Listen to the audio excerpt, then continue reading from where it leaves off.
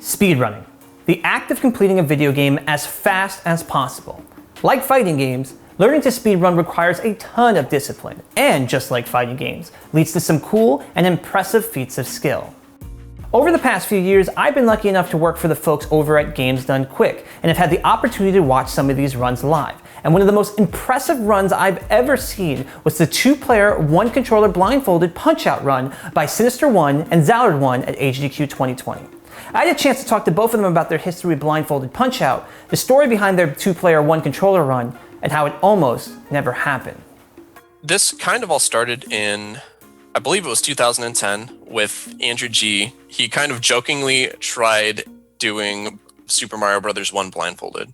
He didn't get very far, but it was impressive that he was able to beat the first stage, for example, and he got partway through 1-2. And Sinister had seen that and was thinking about trying it just for fun with Mike Tyson's Punch-Out. So he did that in, I believe, 2012.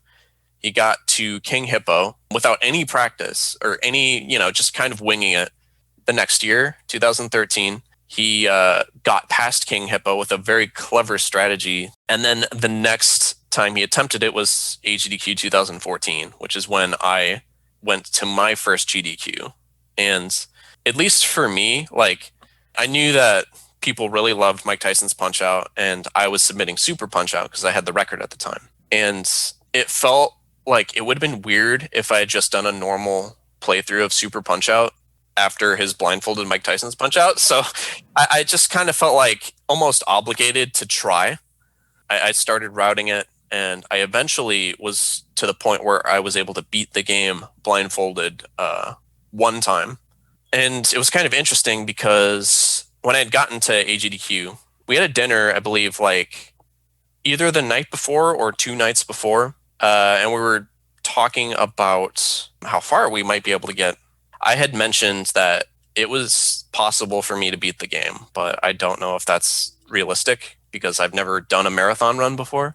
And he was like, well, I feel like I'm a bit obligated to tell you now that I can get to Tyson. And then that's when it was just like, oh, all right, yeah, I need to get far.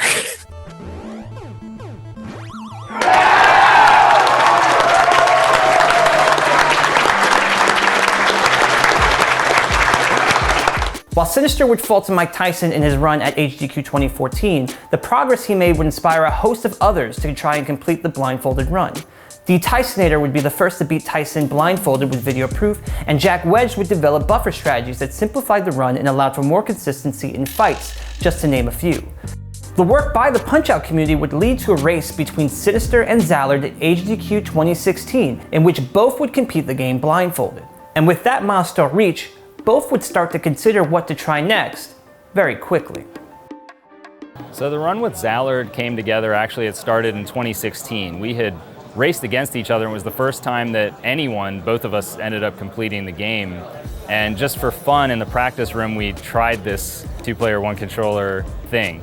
And I think we ended up getting to Soda Popinski on our first try, and we got destroyed.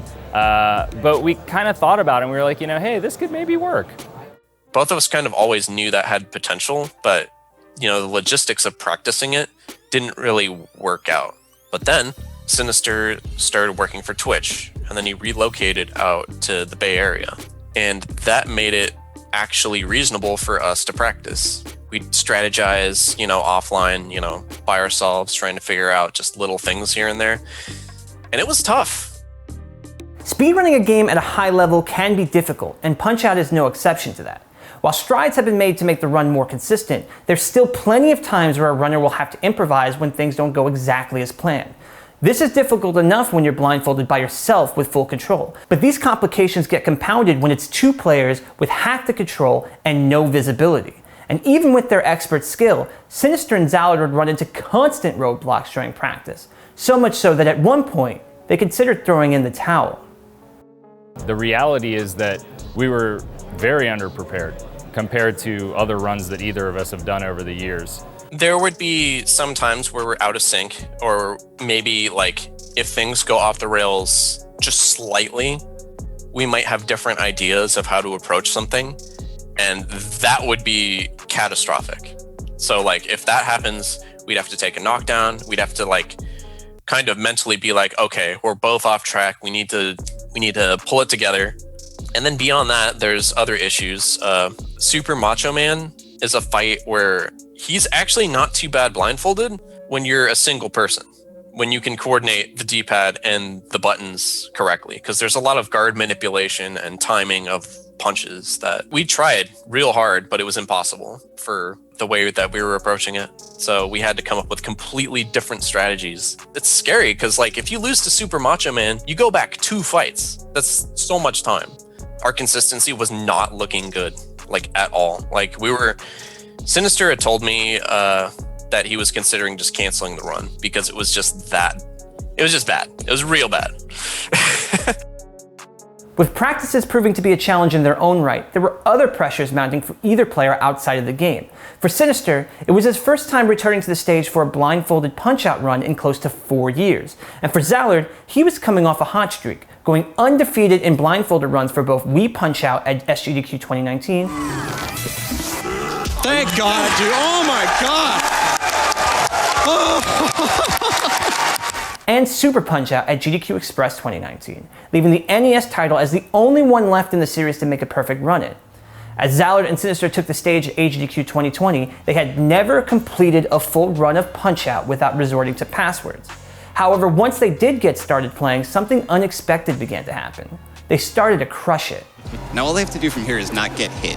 If they can successfully not get hit, then this one's over. So what you're gonna see here, they're gonna just counter him, get him to throw a punch eventually. There it is. They're gonna go into this extended left-right pattern here to draw it out a little bit, get him into star range, and boom, X down. Beautiful. I realized that like we were just in the zone. I just stopped talking and like it was just, let's just run this thing out. As soon as we beat Don Flamenco 2, which was Sinister's problem spot, that's when we knew that we were in there. If you look at the footage, Sinister and me were talking somewhat consistently, and then we beat Don Flamenco 2 and we stopped talking. Even the commentators like mentioned like they're not even talking, let's go. Zallard and I had never actually completed a run before that run. We had to use passwords because we would lose to Super Macho Man or we would lose to Mike Tyson, and our best run, even with using the passwords and everything like that, was 38 minutes. So we went from 38 minutes to I believe it was 23 something. I mean, that's completely unexpected. Nobody thinks they're going to PB by 15 minutes in a game that short. They didn't think they'd do it. They didn't think But they did it. Yeah! Give it up!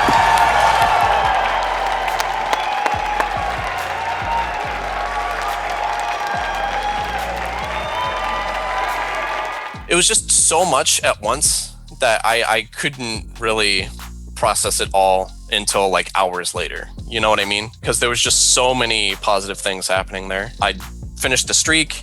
That was Sinister's first time that he beat the game 14-0, blindfolded at a GDQ. That was the first time I did it. It was overwhelming. Despite everything, despite our horrible practice with Mike Tyson's Punch-Out, and making it the only time we ever completed the game in that fashion without losing a single fight, it happened to happen. Sometimes things just line up right and it goes really well. That's all I can say. Thanks for watching our look behind one of the greatest Punch-Out speedruns ever. Our videos are made possible by our patrons and special contributors, like these folks. If you like what you've seen, consider subscribing and checking out some of our other features, such as our documentary on Killer Instinct. And if you have the means to do so, you too can become a patron over at patreon.com/holdbacktoblock. Until next time.